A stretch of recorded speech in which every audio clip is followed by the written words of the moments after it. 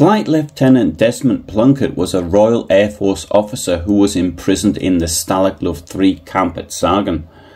In the early morning of the 25th of March 1944, he was one of those who escaped in the Great Escape.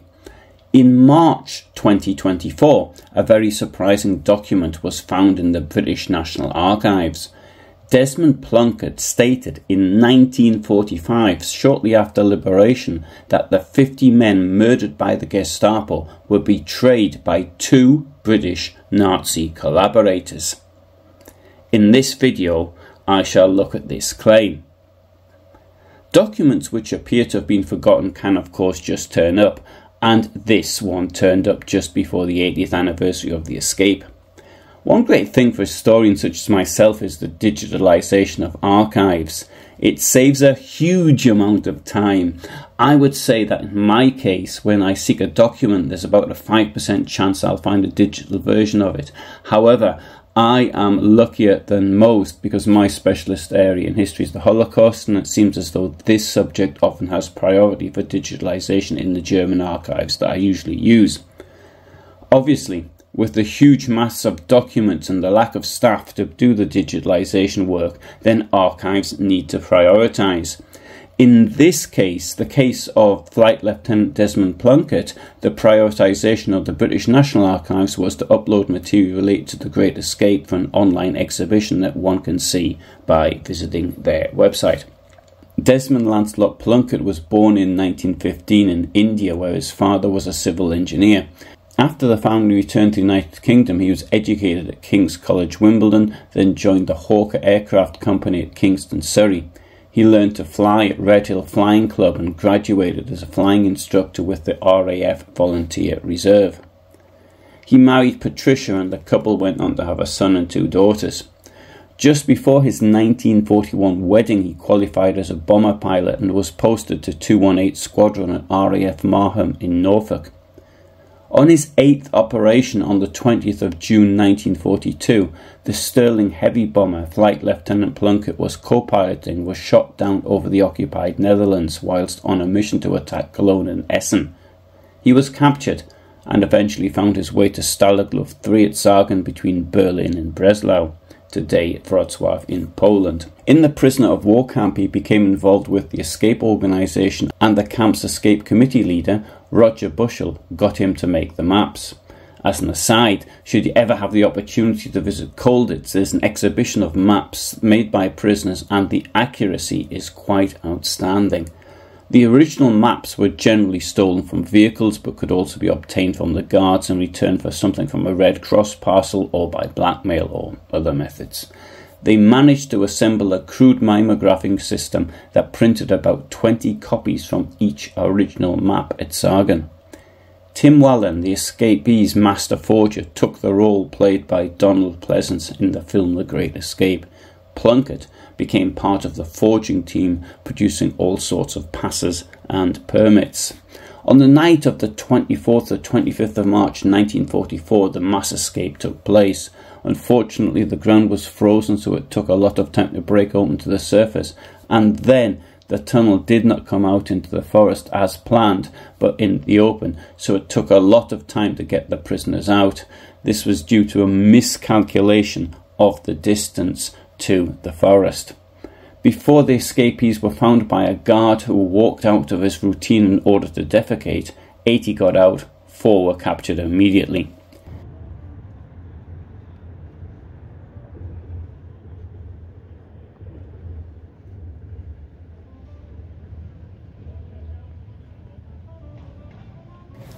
The head of the criminal police at Breslau, in whose area it occurred, ordered a Großfahndung, a major manhunt. This was in accordance with the regulations on important escapes. This was a nationwide event which in theory could involve the entire police work of Germany and occupied Europe. The escaped officers had their photographs published in the German Police Gazette. On the 26th of March 1944, the news of the escape reached Hitler at Berchtesgaden, and after consultations with Göring, Keitel and Himmler, he gave the verbal order that more than half of the escapees were to be shot. The order was eventually issued from the RSHA, that's the Reichssicherheitshauptamt, the Reich Security Main Office, by teleprint to all the regional Gestapo headquarters. The original teleprint has been lost, but at a subsequent trial, a witness said that it read something along these lines. The frequent mass escapes of officer prisoners constitute a real danger to the security of the state. I am disappointed by the inefficient security measures in various prisoner of war camps. The Führer has ordered that, as a deterrent, more than half of the escaped officers will be shot. The recaptured officers will be handed over to Department 4 for interrogation. After interrogation, the officers will be transferred to their original camps and will be shot on the way. The reason for the shooting will be given as shot whilst trying to escape or shot whilst resisting, so that nothing can be proved at a future date. Prominent persons will be exempted. Their names will be reported to me and my decision will be awaited whether the same course of action will be taken. The decision as to who would live and who would die was given to Arthur Niebuhr as head of the criminal police. Of the 80 that got out the tunnel, 4 were recaptured immediately. There were 3 home runs, 15 were returned to Stalag Luft III, 4 were sent to Sachsenhausen concentration camp, 3 were held by the Gestapo headquarters in Czechoslovakia, and 1 disappeared completely. The remaining 50 were murdered. Plunkett was one of the 76 men who got out of the camp. He partnered with Czech airman Bedřich Dvorak. They got on a train at Sagan station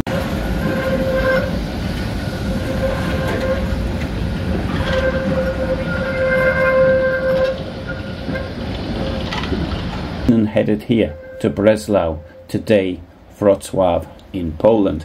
This is the station that they actually headed to. From there, they made it to occupied Czechoslovakia, but were picked up on the 8th of April 1944, the last of the escapees to be recaptured, who were recaptured, after nearly 2 weeks on the run. Dvorak was lucky. Most of the non-British escapees were murdered. He was sent to Colditz. Plunkett was retained by the Gestapo. He was held in the Pankráč prison in Prague. The Gestapo beat him, and according to his own statement, they starved him. He said he was fed twice a week with boiled blood. What he meant by that I don't know, but I can only suggest it was blutwurst, black pudding. Believing that he may have said something to the Gestapo that he shouldn't have said, he attempted suicide. He was in Pankráč until June 1944, and from there he was sent, it appears, to another prison. His movements are not actually documented very well, so we don't know where he was, but we do know that he was sent to Stalag Luft I at Barth, probably in January 1945. Stalag Luft I is located on the Baltic Sea. Barth, it was called Beautiful Barth on the Baltic by the Americans. It's today in Mecklenburg-Vorpommern in the north of Germany. The camp was liberated on the 30th of April 1945 by the Red Army. After being returned to British forces, he filled out a questionnaire on the 11th of May 1945. This is the additional information he provided. I'll read the whole thing to you. It is impossible to give here a lucid account of the events relating to the Sagan escape on the 24th of March 1944. However, it is imperative that the recondite facts become known to those in authority if they are not known already. There are 2 individuals whose authentic names are unknown and whose activities had a direct bearing on the fate of the 50 executed prisoners of war. These 2 persons must be traced, as both are undoubtedly indigenous Englishmen and must be tried for their collaborating activities with the enemy. All further details can be expounded on my return. Signed, D.L. Plunkett, Flight Lieutenant. This is the document which came to light in March 2024. First of all, is it possible? One of the very first POW camp films made was about an American stool pigeon who hands information to the captors, and I've no doubt that such things happened in real life. People were locked up for long periods of time, they were close together with very little privacy, and there must have been a lot of petty disputes. To gain some comforts of home, extra cigarettes, chocolate, soap, whatever, these things could happen. Of more value, however, was war information.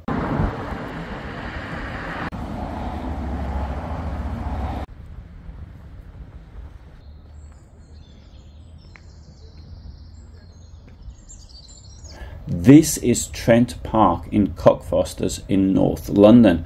Unfortunately, when I visited, the whole building was covered in scaffolding, so the elegant country house cannot be seen here.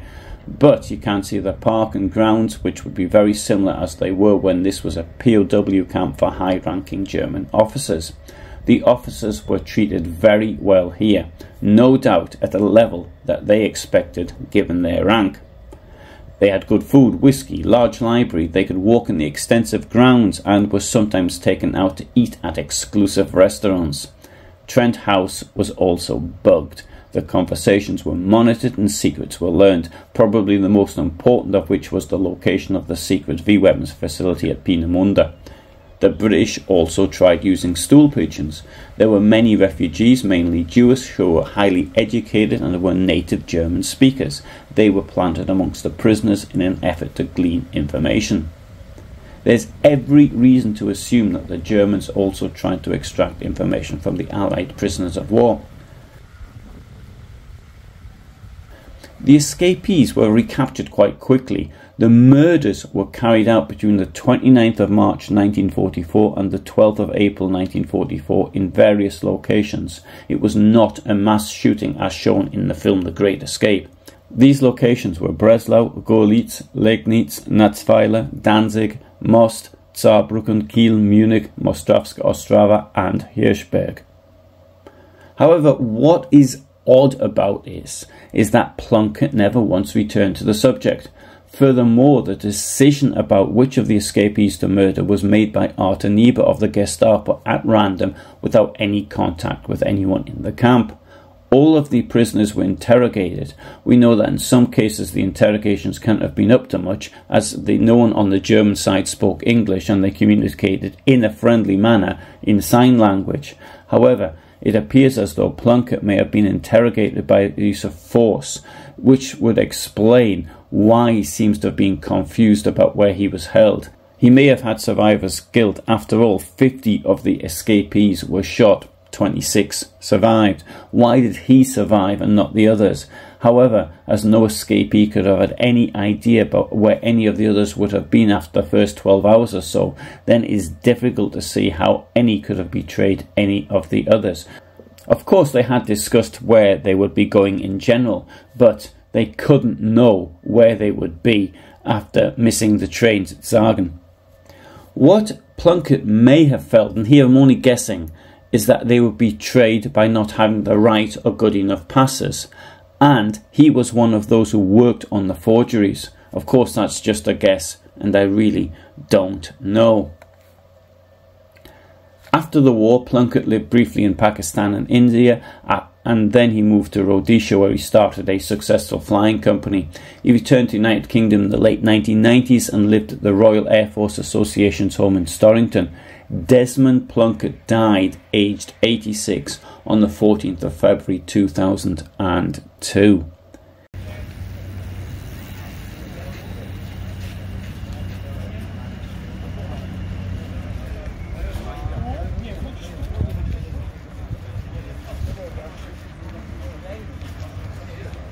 I hope you found this interesting, and I hope I filled in some of the gaps in the stories that were printed in various periodicals and newspapers.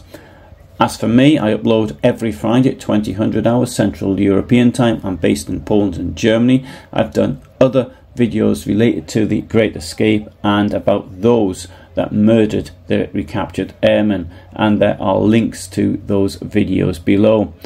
I also upload occasionally on other days as well. I do live broadcasts from time to time, and if you'd like to know when I'm doing them, then you might like to subscribe. But for the moment, thank you very much for watching, and all the best from me.